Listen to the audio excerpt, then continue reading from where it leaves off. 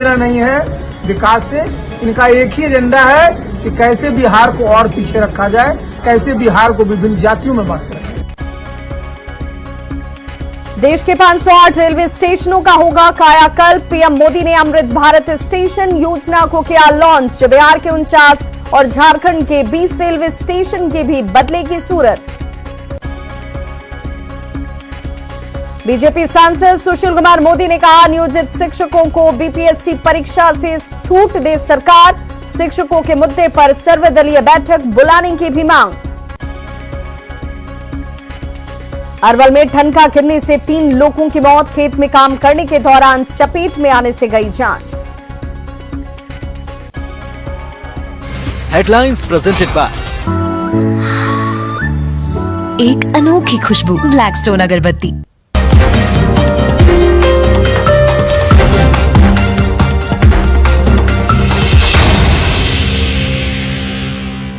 नमस्कार, आप देख रहे हैं अपना बिहार। मैं हूं आपके साथ विभा उपाध्याय। अमृत भारत स्टेशन योजना के तहत पीएम मोदी ने देश भर के 508 रेलवे स्टेशन को वर्ल्ड क्लास बनाने की योजना का ऑनलाइन शिलान्यास किया, जिसमें बिहार के 49 रेलवे स्टेशन की सूरत बदलने वाली है।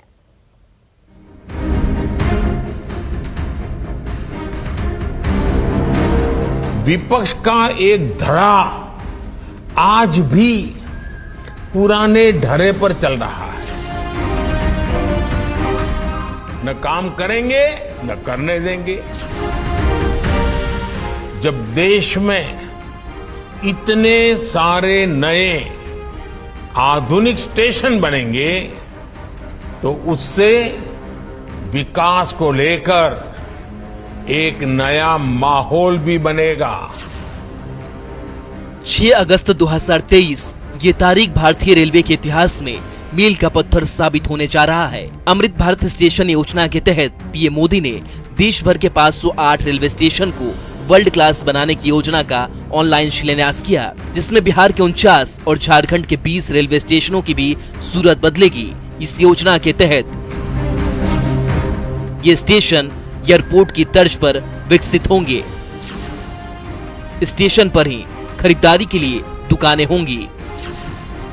स्टेशन पर एस्केलेटर की सुविधा होगी। बहुमंजिला भवन बनाकर विकसित होंगे रूफ प्लाजा। ग्रीन और रिन्यूएबल एनर्जी का इस्तेमाल होगा। स्टेशन पर मल्टी स्टोरी पार्किंग की सुविधा होगी। यही नहीं, इसके अलावे इन स्टेशनों पर और भी बहुत कुछ होगा। योजना का शिलान्यास करते हुए पीएम ने विपक्ष पर जोरदार हमला बोला। पीएम ने कहा कि विपक्ष ना तो खुद काम करता है और ना ही करने देता है। विपक्ष का एक धड़ा आज भी पुराने ढरे पर चल रहा है। न काम करेंगे न करने देंगे।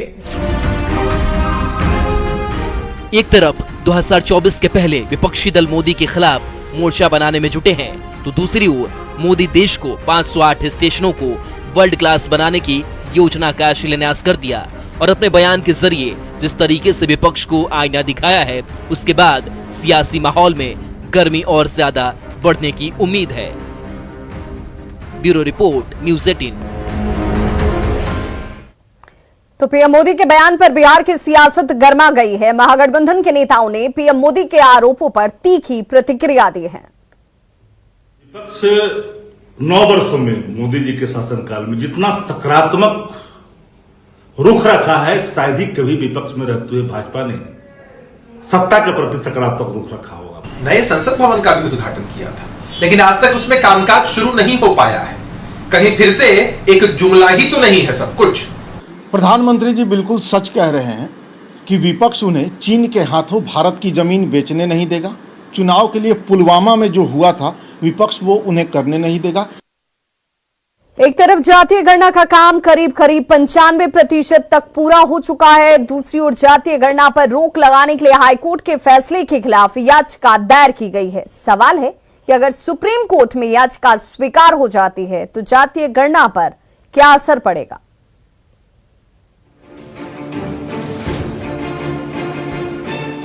पटना हाईकोर्ट के फैसले के बाद बिहार में जाति आधारित गणना का काम तेजी से चल रहा है। जानकारी के अनुसार बिहार में जाति आधारित गणना का 95% काम करीब करीब पूरा हो चुका है। कई जिलों में तो 100% तक काम पूरा कर लिया गया है। जिन जिलों में काम बाकी है वहां अगले 1-2 दिनों में जाति आधारित गणना पूरी कर ली जाएगी। सामान्य प्रशासन विभाग के आधिकारिक सूत्रों की माने तो कई जिलों में लगभग 100% का काम पूरा हो चुका है, लेकिन वे जिले जो हैं वो अभी गणना में सामने आए आंकड़ों का मिलान करने में जुटे हुए हैं और उसे अंतिम रूप दिया जा रहा है। एक तरफ जातीय गणना का काम तेजी से चल रहा है तो दूसरी ओर पटना हाईकोर्ट के फैसले के खिलाफ सुप्रीम कोर्ट में एक याचिका दाखिल की गई है। याचिका में पटना हाईकोर्ट के फैसले पर रोक लगाने की मांग की गई है, जिस पर सोमवार को सुनवाई होगी। अब सवाल है कि अगर सुप्रीम कोर्ट में याचिका स्वीकार हो जाती है तो जातीय गणना पर क्या असर पड़ेगा। इस पर पटना हाईकोर्ट के सीनियर वकील वाईवी गिरी का क्या कहना है वो सुन लीजिए। अब प्रश्न यह होता है कि क्या नोटिस इशू के समय में सुप्रीम कोर्ट इसको स्टे कर देगा या नहीं करेगा। यदि स्टे कर देगा तो आगे की कार्रवाई फिर से रुक जाएगी, स्टे नहीं करता है तो आगे की कार्रवाई चलेगी। प्रश्न तो यही है। लेकिन यदि फाइनल फैसला सुप्रीम कोर्ट का जब होगा तो अल्टीमेटली तो उसी से ये गाइड होगा। बता दें कि 4 मई को पटना हाईकोर्ट ने जातीय गणना पर अंतरिम रोक लगा दिया था, लेकिन 1 अगस्त को पटना हाईकोर्ट ने जातीय गणना को चुनौती वाली याचिका खारिज कर दी और 4 महीने बाद फिर से जातीय गणना का काम शुरू हो गया। न्यूज़ 18 के लिए पटना से संजय कुमार और आनंद अमृतराज के साथ ब्यूरो रिपोर्ट। तो बीजेपी नेता आरसीपी सिंह ने एक बार फिर से सीएम नीतीश कुमार पर निशाना साधा और कहा कि सरकार को विकास से कोई मतलब ही नहीं है, ये लोग सिर्फ बांटने का काम कर रहे हैं। वहीं नीतीश कुमार पर हमला बोलते हुए कहा कि नीतीश कुमार का बिहार में अब कोई फ्यूचर नहीं है, वे पहले ही अपना उत्तराधिकारी तेजस्वी यादव को घोषित कर चुके हैं। देना नहीं है विकास से, इनका एक ही एजेंडा है कि कैसे बिहार को और पीछे रखा जाए, कैसे बिहार को विभिन्न जातियों में बांट रखा जाए। कि नीतीश बाबू ने तो शिक्षा के साथ जो किया है वो बिहार के लोग उनको कभी माफ नहीं। नीतीश बाबू की पढ़ाई कहाँ हुई थी जी? बख्तियारपुर में पढ़ करके वो इंजीनियरिंग पास किए। मैं इस गांव में पढ़ा, इस गांव से पढ़ करके मैं IAS अफसर बन गया और आज क्या 33 साल से ही दोनों भाई है ना बिहार में सत्ता चला रहे हैं। शिक्षा की क्या दुर्गति बना दिया, जबकि आपको पता है कि नीतीश बाबू का कोई फ्यूचर नहीं है। और नीतीश बाबू ने मंच से बिहार में घोषणा कर रखा है कि उनके बाद उनका जो है उत्तराधिकारी है वो तेजस्वी यादव जी है। तो नीतीश बाबू को तो कोई फ्यूचर ही नहीं है। तो अब लालू प्रसाद यादव जी मिलते हैं राहुल गांधी से, चंपारण मीट खाते हैं सावन के महीने में, तो बधाई हो उनको। तो सीएम नीतीश कुमार पर पूर्व केंद्रीय मंत्री आरसीपी सिंह के आरोप पर जेडीयू ने भी पलटवार करने में देर नहीं की। बिहार सरकार में मंत्री जयंत राज ने कहा कि आरसीपी सिंह बौखलाहट में ये बयान दे रहे हैं। आरसीपी सिंह जी को स्वयं पता है, चूंकि कहीं पर चले गए हैं तो वो उस तरह की बात कर रहे हैं कि मुख्यमंत्री जी को जाति से मतलब है या फिर विकास से मतलब है। मुख्यमंत्री जी को केवल और केवल विकास से मतलब है। और अभी जो जातिगत जनगणना की बात, जातिगत गणना की जो बात हुई है, चूंकि कोर्ट ने भाजपा को करारा जवाब दिया है, उसके जो है सब नेता बौखलाए हुए हैं, तो उसके साथ आरसीपी सिंह जी भी बौखला गए हैं। और सियासी गलियारे से बड़ी खबर, जहां आरएलजेडी के राष्ट्रीय अध्यक्ष उपेंद्र कुशवाहा ने नीतीश कुमार पर जमकर निशाना साधा है। कुशवाहा ने कहा कि नीतीश कुमार के लोकसभा चुनाव लड़ने की चर्चा सिर्फ अफवाह है, माहौल बनाने के लिए ऐसी हवा उड़ाई जा रही है। उपेंद्र कुशवाहा ने कहा कि जिस जेडीयू ताश के पत्ते की तरह बिखर जाएगा। कुशवाहा ने यहां तक कहा कि लालू प्रसाद को पता है कि 2025 के चुनाव में तेजस्वी को बहुमत नहीं मिलने वाला है, इसीलिए आरजेडी के लोगों को तेजस्वी को सीएम बनाने की जल्दी है। आरजेडी के लोग, खासकर लालू जी, कोई नीतीश कुमार जी की राजनीति को आगे बढ़ाने के मकसद से इनके साथ नहीं हुए। सिर्फ और सिर्फ उनका मकसद है अपने बेटा को हम कैसे मुख्यमंत्री बना दें। तो आरजेडी के लोग उस डील के आधार पे भी हड़बड़ी में हैं। और इस डील से अलग भी लालू जी को बखूबी मालूम है कि फ्रेश इलेक्शन होगा 2025 में, उस इलेक्शन में तो कहीं से लोगों का मैंडेट तेजस्वी जी के पक्ष में नहीं आने वाला है, यह बात मालूम है उनको। इसलिए चाहते हैं कि किसी तरह से साल भर के लिए हो, 6 महीना के लिए हो, हमारा बेटा मुख्यमंत्री बन जाए। तो सीएम नीतीश कुमार को लेकर उपेंद्र कुशवाहा के बयान पर जेटीयू ने पलटवार किया है। बिहार सरकार में मंत्री जयंत राज ने कहा कि उपेंद्र कुशवाहा को अपने बारे में तो पता नहीं है, मुख्यमंत्री नीतीश कुमार के बारे में क्या वो बोलेंगे। उपेंद्र कुशवाहा ने आपके मुख्यमंत्री पर यह आरोप लगाया कि वो प्रचार पाने के लिए और जानबूझ के माहौल बनाने के लिए फूलपुर से चुनाव लड़ने के बाद अपने पार्टी के नेताओं से कहवा रहे हैं। देखिए, उपेंद्र कुशवाहा जी अभी जहां पर गए हैं उन्हें खुद अपने बारे में तो उन्हें पता नहीं है कि उन्हें कहां से टिकट मिलेगा, कहां से वो चुनाव लड़ेंगे, तो दूसरे के बारे में क्या, माननीय मुख्यमंत्री जी के बारे में वो क्या बोलेंगे। बीजेपी सांसद सुशील कुमार मोदी ने नियोजित शिक्षकों के लिए बड़ी मांग की है। सुशील मोदी ने ट्वीट कर लिखा है कि नियोजित शिक्षकों को बीपीएससी परीक्षा से छूट दे सरकार, शिक्षकों के मुद्दे पर सर्वदलीय बैठक बुलाए मुख्यमंत्री, पात्रता परीक्षाएं उत्तीर्ण युवाओं को सीधे नियुक्ति मिले। नियोजित शिक्षकों की मांग के लिए बीजेपी ने लाठियां खाई। नई शिक्षक भर्ती, राज्यकर्मी का दर्जा देने के लिए चाहिए 16,000 करोड़। सुशील मोदी के सवालों पर भाकपा माले विधायक संदीप सौरभ ने पलटवार जरूर कर दिया है। नियोजित शिक्षकों को राज्यकर्मी का दर्जा देने को लेकर सरकारी खजाने पर बोझ बढ़ने के सवाल पर उन्होंने कहा कि जनहित में सरकार बजट का बोझ नहीं देखती है। संदीप सौरभ ने साफ कहा कि चाहे जितना बजट लगे सरकार इस पर खर्च करेगी। संदीप सौरभ ने कहा कि सुशील मोदी शिक्षकों के नाम पर फर्जी राजनीति करते हैं और अब राज्य सरकार ने जब नियोजित शिक्षकों के लिए पहल की है तो सुशील मोदी इससे चिंतित हैं कि उन्हें इसका माइलेज नहीं मिल पा रहा है। शिक्षकों के मुद्दे पर हुई वार्ता के बाद अब बीजेपी सर्वदलीय बैठक की मांग कर रही है। सीधी बातचीत करेंगे, हमारे साथ भाकपा माले विधायक संदीप सौरभ हैं। संदीप जी, अब सुशील कुमार मोदी ने साफ कहा है कि सर्वदलीय बैठक होनी चाहिए। सुशील मोदी जी का अब इसको लग रहा, उनको पता चल गया है कि इस मामले में अब कोई खुराक उनके पास नहीं बचा है। जो वो फेक राजनीति करना चाह रहे थे शिक्षकों को लेकर के, चूंकि महागठबंधन सरकार ने शिक्षकों की मांग की तरफ एक सकारात्मक पहल ले लिया है, तब उनके पेट में दर्द है। अब क्या करें। ये वही सुशील कुमार मोदी है जो एक समय कह रहे थे कि अगर भगवान भी धरती पर आएगा तो नियोजित शिक्षकों को राज्यकर्मी का दर्जा नहीं मिलेगा। महागठबंधन की सरकार आ गई, राज्यकर्मी के दर्जा के लिए हम लोग आगे बढ़ चुके हैं। अब सुशील मोदी जो हैं वो अब चिंतित हैं, तो चिंता में कुछ कुछ बोलते हैं। बोलने एक और चीज उन्होंने कहा है कि 16,000 करोड़ का अतिरिक्त जो बजट का बोझ है सरकार पर बढ़ेगा। देखिए, अपने शिक्षकों का अगर पेमेंट बढ़ जाएगा, उनका कुछ कल्याण हो जाएगा, उनकी अगर कुछ मांग पूरी हो जाएगी, तो आप पैसा देखिएगा कि 16,000 करोड़ बढ़ गया। किसके लिए बढ़ा? जनता के लिए न बढ़ा। 15 अगस्त तक उम्मीद है कि 15 अगस्त को सीएम घोषणा करेंगे। अब तो चूंकि 24 घंटे बीत गए, कुछ चर्चा चल रही होगी ना आप लोग। देखिए, इसकी कुछ तैयारियां हैं, कुछ टेक्निकल चीजें हैं, तो वो सब करने के बाद सरकार सही समय पे इसको अनाउंस करेगी। 15 अगस्त को कर देती तो और अच्छी बात है। कर्मी का दर्जा मिलेगा नियोजित टीचर को। बीपीएससी से बच गए, क्या विभागीय परीक्षा देनी हो? इसमें देखिए एक टेक्निकल मामला है। मामला यह है कि सुप्रीम कोर्ट का एक पुराना गाइडलाइन इस तरह का कहता है कि आप किसी को नियोजन से उठा करके अगर राज्यकर्मी में शिफ्ट कर रहे हैं तो कोई एक प्रोसेस आपके पास होना चाहिए। तो हो सकता है कि उनका दक्षता परीक्षा, विभागीय परीक्षा कुछ हो, इसके लिए लेकिन शिक्षक संगठन और सारे शिक्षक तैयार हैं। मतलब राज्यकर्मी का दर्जा हर हाल में मिल रहा है। हर हाल में मिलना चाहिए। बिल्कुल। तो संदीप सौरभ ने सभी सवालों का जवाब दिया है और उन्होंने साफ कहा है कि सुशील कुमार मोदी भले ही कुछ कह लें, लेकिन अब राज्य सरकार ने मन बना लिया है कि अब राज्यकर्मी का नियोजित शिक्षकों को दर्जा दिया जाएगा और इसको लेकर बजट जो भी खर्च होगी सरकार तैयार है। कैमरामैन दीपक के साथ रजनीश कुमार, न्यूज 18 पटना।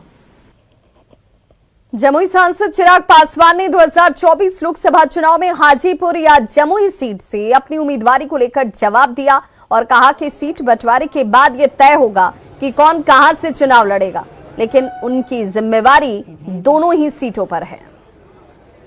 की पहचान हमारे नेता आदरणीय रामविलास पासवान जी की वजह से और हमारे नेता की पहचान हाजीपुर और हाजीपुर की जनता की वजह से वो पहचान रही है।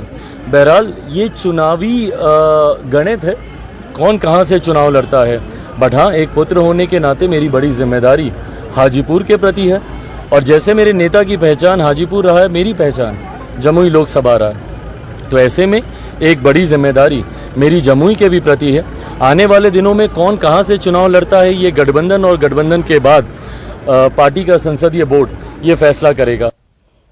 केंद्रीय मंत्री अश्विनी चौबे ने एक बार फिर नीतीश कुमार पर जमकर निशाना साधा है। बक्सर में अश्विनी चौबे ने कहा कि विपक्षी दलों का गठबंधन घमंडियों का गठबंधन है और नीतीश कुमार घमंडी कुमार हो गए हैं, जिन्हें कोई लोक लाज नहीं है। अश्विनी चौबे ने राहुल गांधी की मिली सजा पर सुप्रीम कोर्ट से रोक के बाद कांग्रेस खेमे में जश्न पर भी तंज कसा। ये घमंडी कुमार और ये पलटन कुमार को पूरी पलटनियां मार करके बंगाल की खाड़ी में चला देंगे और 25 में भाजपा एनडीए की सरकार बिहार में बनी। ये पलटू कुमार, ये घमंडी गठबंधन, धोखेदार गठबंधन, ठगों का गठबंधन बना करके चला है ईस्ट इंडिया के नाम पर, फिर अपने भेष बदल करके देश को लूटने की।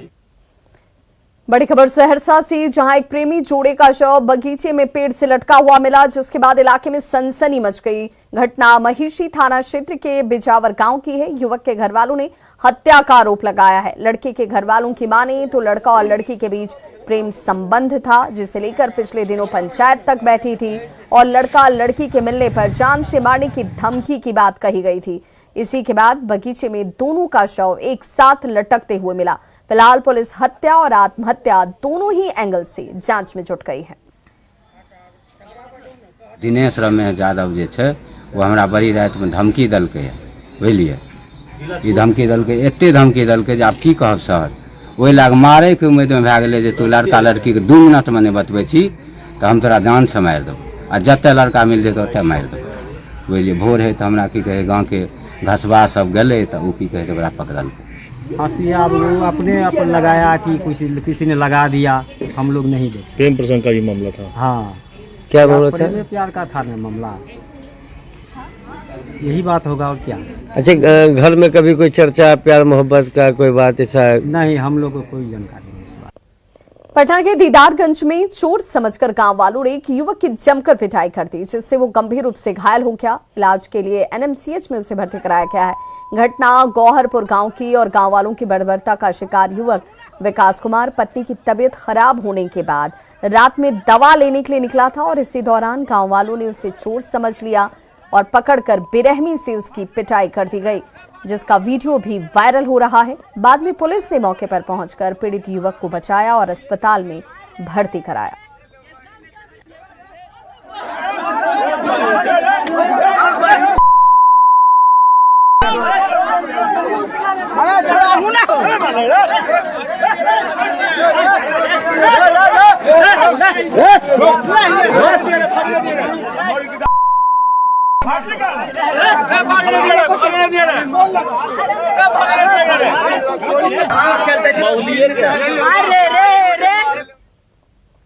बिहार म्यूजियम कल 6 साल का हो जाएगा। स्थापना दिवस के मौके पर कल भव्य कार्यक्रम होगा, जिसका उद्घाटन बिहार के मुख्यमंत्री नीतीश कुमार करने वाले हैं और इसके साथ ही कल बिहार म्यूजियम में G20 आर्ट की शुरुआत भी होगी, जिसमें 28 देशों की कलाकृतियां एक साथ देखने को मिलेंगी। म्यूजियम के महानिदेशक अंजनी कुमार सिंह ने कहा कि आने वाले कई महीनों तक बिहार म्यूजियम में कई कार्यक्रम होते रहेंगे।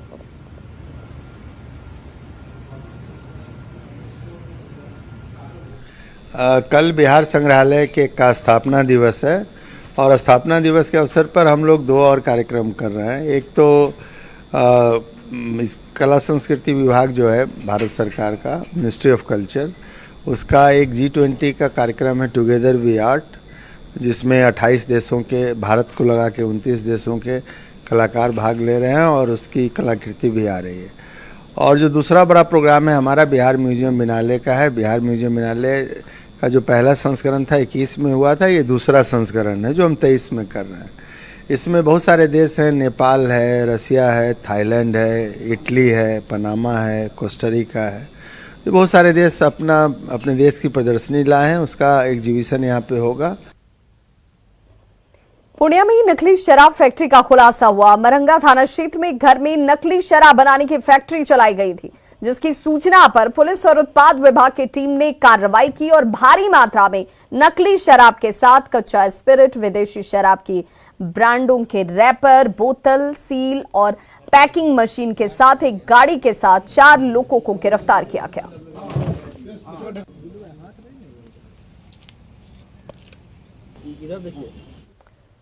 खबर लखीसराय से, जहां अमहरा थाना क्षेत्र में महिला के साथ रेप का मामला सामने आया है। गांव के ही मंचले युवक पर रेप का आरोप है। गौरव कुमार पर महिला के साथ मारपीट करने का भी आरोप है। लोगों को इस घटना के भनक लगते ही लोगों ने घर के दरवाजे को बाहर से बंद कर दिया। सुबह लोगों ने आरोपी गौरव को बाहर निकाला और जमकर धुनाई करने के बाद उसे पुलिस के हवाले किया गया। आरोपी गौरव को पुलिस ने गिरफ्तार कर लिया है। बताया जा रहा है कि पीड़ित महिला का पति बाहर रहकर काम करता है। घटना के वक्त महिला अपने घर में अकेली थी।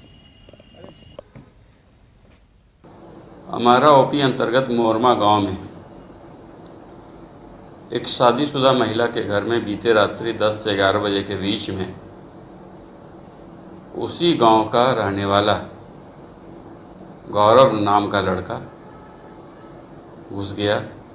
उसने उसके साथ ज़बरदस्ती करने की कोशिश की तो महिला ने विरोध किया। महिला के साथ भी उसने मारपीट की और उसके साथ गलत कार्य किया। बुलाए थे तो बुलाए थे। कस के बोलो।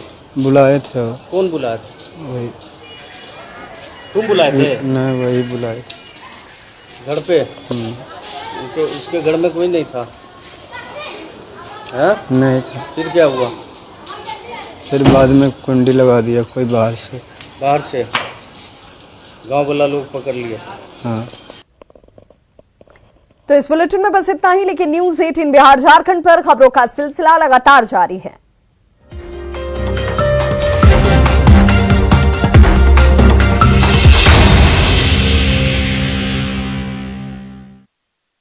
हेडलाइंस प्रेजेंटेड बाय पेट सफा आयुर्वेदिक चूर्ण। पेट सफा तो हर रोग दफा।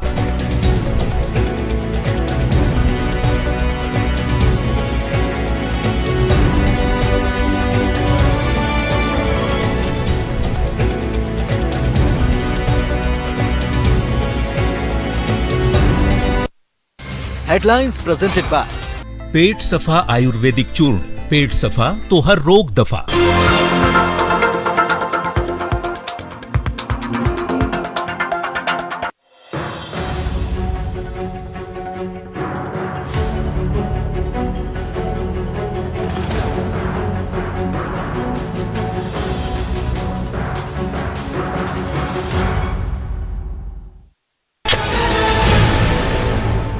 से बने खेल गांव में आयोजन को लेकर तमाम सुविधाओं का दावा किया जाता है, लेकिन खेल गांव की इसी खूबसूरती के बीच कुछ तस्वीरें ऐसी हैं जो बेहद चौंकाने वाली हैं। आपको बता दें कि रांची के खेल गांव में 9 अलग अलग खेलों के स्टेडियम हैं, जहां अक्सर अंतर्राष्ट्रीय और राष्ट्रीय स्तर की प्रतियोगिता का आयोजन सालों भर होता रहता है।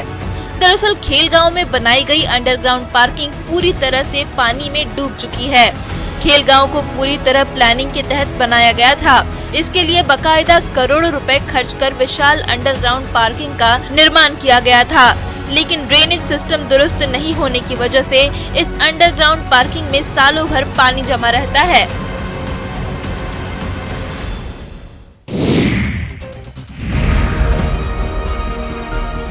भागलपुर में धरोहरों को यूं ही छोड़ दिया गया है। साहिबगंज मोहल्ले के भूतनाथ मंदिर के सामने अभी भी ब्रिटिश काल का ये स्ट्रीट लैंप जस का तस लगा हुआ है। आज तक इस पर ना तो जिला प्रशासन की निगाह पड़ी और न ही नगर निगम की। आसपास के लोगों का कहना है कि दशकों पहले यहाँ पर जहाज घाट हुआ करता था और जहाज को इसी स्ट्रीट लाइट के खंभे में बांधा जाता था। इसी से समझा जा सकता है कि ये कितना मजबूत है। इसमें सिर्फ रंग रोगन करा दिया जाए तो आज भी ये नया दिखने लगेगा। बोलते थे हमारे दादा लोग सब कि शमशान घाट है, पुराना शमशान घाट है, पहले बरारी नहीं था। यहाँ पर भगू सिंह का जहाज लगता था, जहाज का शिकर इसी में बांधता था। लोगों का कहना है कि बिजली विभाग जिला प्रशासन को इसकी देखरेख करनी चाहिए। वहीं इस मामले पर जब जिला अधिकारी से बात की गई तो उन्होंने नगर निगम से बात कर लैंप को दुरुस्त कराने का भरोसा दिया।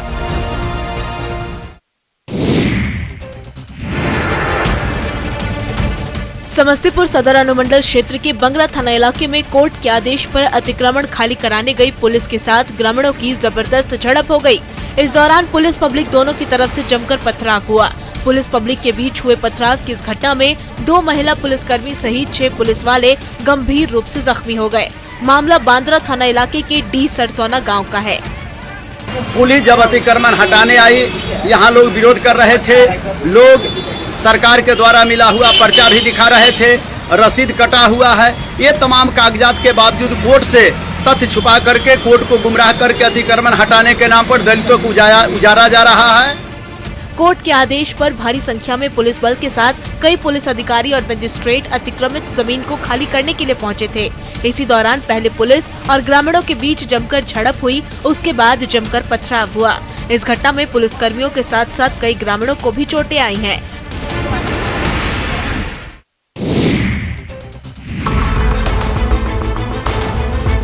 गुमला के चैनपुर कस्तूरबा गांधी आवासीय विद्यालय से हैरान करने वाली एक तस्वीर सामने आई है। स्कूल की छात्राएं अपने सिर पर चावल की बोरी ढोती हुई नजर आ रही हैं। ये तस्वीरें शिक्षा के अधिकार और नियमों की धज्जियां उड़ा रही हैं। छात्राएं पढ़ाई लिखाई छोड़कर सिर पर चावल की बोरी लादकर 1 किलोमीटर पैदल चली। बताया जाता है कि स्कूल कैंपस तक ट्रक के जाने के लिए सड़क नहीं होने के कारण ट्रक सड़क पर ही खड़ा कर दिया गया। सड़क से स्कूल तक चावल ढोने के लिए मजदूरों की जगह स्कूली छात्राओं से इस काम को कराया गया, जिसका वीडियो सोशल मीडिया पर वायरल हो रहा है।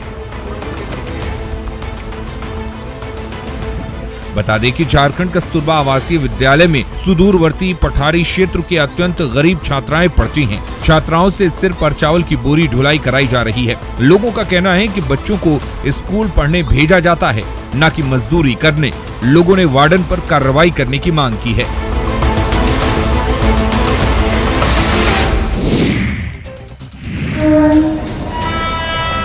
पटना जंक्शन और दानापुर जंक्शन के बीच चलती ट्रेन में एक किन्नर के साथ कुछ बदमाशों ने छेड़खानी की। जब किन्नर ने छेड़खानी का विरोध किया तो बदमाशों ने उसकी ट्रेन में ही लात घूंसे से जमकर पिटाई कर दी। पीछे से लड़का लोग चढ़ने लगे और पीछे से गंदी गंदी बातें करने लगे। मैं उन बातों को नजरअंदाज की।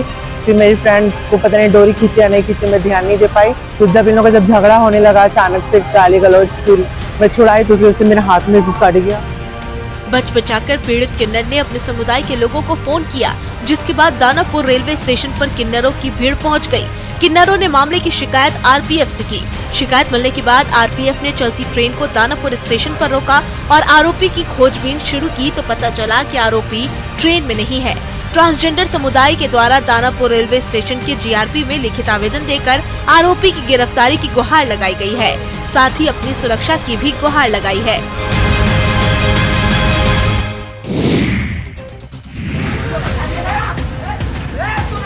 दरभंगा के ललित नारायण मिथिला यूनिवर्सिटी से शर्मसार करने वाली खबर सामने आई है। छात्र ने विश्वविद्यालय कर्मी के साथ धक्का मुक्की और मारपीट की, जिसका वीडियो सामने आया।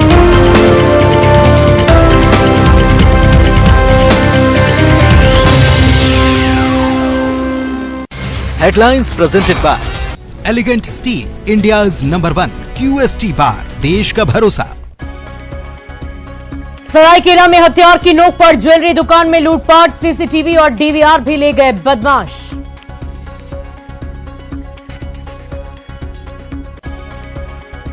गुमला में ड्रग्स से 36 गोवंश किए गए जब्त, कार मोबाइल के साथ पशु तस्कर गिरफ्तार।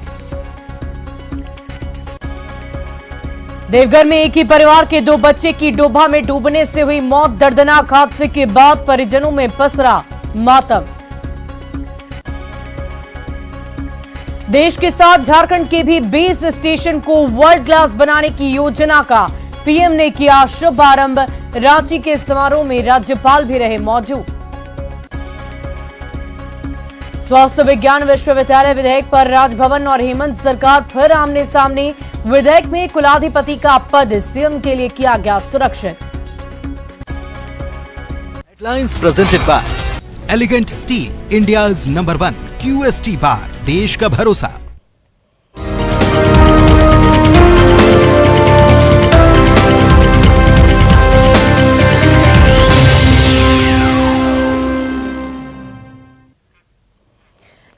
नमस्कार, जौहर झारखंड देख रहे हैं आप। मैं हूं शुभी मिश्रा, आपके साथ बुलेटिन की शुरुआत बड़ी खबर के साथ करेंगे। सरायकेला से आपको बड़ी खबर बताएं। हथियार की नोक पर ज्वेलरी दुकान में लूटपाट की घटना को अंजाम दिया गया। गमरिया में बेखौफ बदमाशों का तांडव देखने को मिला है। दुकान में 3 अपराधी घुस आए और पिस्टल की नोक पर जेवरात लेकर जलते बने। सीसीटीवी और डीवीआर भी साथ लेकर अपराधी चले गए हैं। बदमाशों ने दुकान का शटर गिराया। आदित्यपुर थाना क्षेत्र के लाल बिल्डिंग चौक की ये पूरी घटना बताई जा रही है।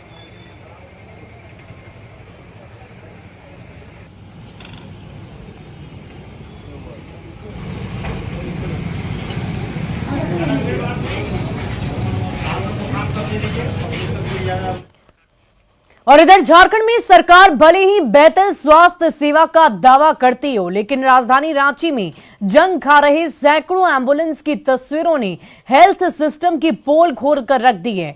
सीएम ने बहुत धूमधाम से इन एम्बुलेंस का उद्घाटन किया था, लेकिन ये एम्बुलेंस मरीजों के काम आने के बजाय ग्राउंड में सड़ रहे हैं।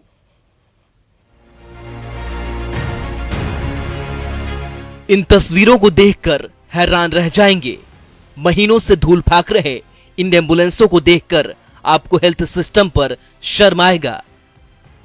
ये तस्वीरें राजधानी रांची की है, जहां मुख्यमंत्री हेमंत सोरेन ने स्वास्थ्य सेवा में बेहतरी के लिए एम्बुलेंस का पूरे धूमधाम से 5 जुलाई को उद्घाटन किया था। लेकिन उद्घाटन के बाद एम्बुलेंस को रांची के NRHM ग्राउंड में छोड़ दिया गया। वहीं 9 महीने पहले भी उद्घाटन के बाद 206 एम्बुलेंस बेकार पड़ी है और उनमें जंग लग रहा है। राज्य के मुख्यमंत्री हेमंत सोरेन ने पीछे दिख रहे तस्वीर में तमाम 206 एम्बुलेंस का बीते 5 जुलाई को उद्घाटन किया था। उद्घाटन किए आज 1 महीना पूरा होने को है, लेकिन एम्बुलेंस जस के तस इसी ग्राउंड पर खड़ी है। उससे पहले 9 महीनों से एम्बुलेंस नई एम्बुलेंस यहाँ पर जंग फाक रही है। इन एम्बुलेंस की रजिस्ट्रेशन प्रक्रिया 9 महीने बाद भी पूरी नहीं हो सकी है। नतीजा है कि नई एम्बुलेंस गाड़ियां कबाड़ बन रही हैं और तो और इन्हें चलाने वाले ड्राइवर को स्वास्थ्य विभाग की तरफ से वेतन तक नहीं दिया गया। ऐसे में ड्राइवर्स ने एम्बुलेंस सेवा ठप करने की चेतावनी दी है। महीना से पैसा पेमेंट नहीं हो पाया है ना, तो बोला गया है कि 1 मंथ का